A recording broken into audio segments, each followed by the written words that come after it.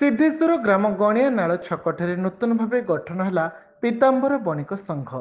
ଦିନକୁ ଦିନ ଗଣିଆ ନାଳ ଛକରେ ବ୍ୟବସାୟିକ ପ୍ରତିଷ୍ଠାନ ସଂଖ୍ୟା ବୃଦ୍ଧି ପାଉଥିବା ବେଳେ ସଂଘ ଗଠନ ପାଇଁ ସମସ୍ତ ବ୍ୟବସାୟୀ ନିଷ୍ପତ୍ତି ନେଇଥିଲେ।